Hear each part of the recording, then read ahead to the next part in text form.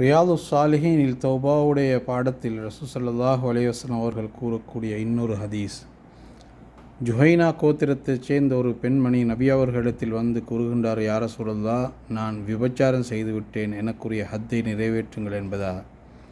அப்பொழுது நபி அவர்கள், நீ கற்பிணியாக இருக்கின்றாய், குழந்தை பிறந்ததன் பின்னால் வந்து விடுவாயாக என்பதாக தன்னுடைய தகப்பனுக்கு கூறிவிட்டு அனுப்பிவிடுகின்றார். பிறகு அந்த பெண்மணி குழந்தை பெற்றெடுத்தெல்லாம் முடிந்ததன் பின்னால் வந்த நேரத்தில் அவருக்குரிய ஹத்து நிறைவேற்றப்படுகின்றது. பிறகு நபி அவர்கள் அந்த பெண்மணிக்காக வேண்டி தொழ முன்வரும் பொழுது உமர் ரலியல்லாஹு அன்ஹு அவர்கள் கேட்கின்றார்கள், யா ரசூலல்லாஹ், விபச்சாரம் செய்த ஒரு பெண்ணுக்காக வேண்டியா நீங்கள் தொழிக்கப் போகின்றீர்கள் என்பதாக. அப்பொழுது நபி அவர்கள் கூறினார்கள், உமரே, இந்த பெண் எந்த அளவு பெரிய தௌபா செய்திருக்கின்றார் என்றால், மதீனாவில் இருக்கக்கூடிய 70 பேர்களுக்கு மத்தியில் இதை பங்கிட்டு கொடுத்தாலும் இவருடைய தௌபா மிக மேலானதாக இருந்துவிடும் என்பதாக ரசூல் ஸல்லல்லாஹு அலைஹி வஸல்லம் அவர்கள் கூறினார்கள்.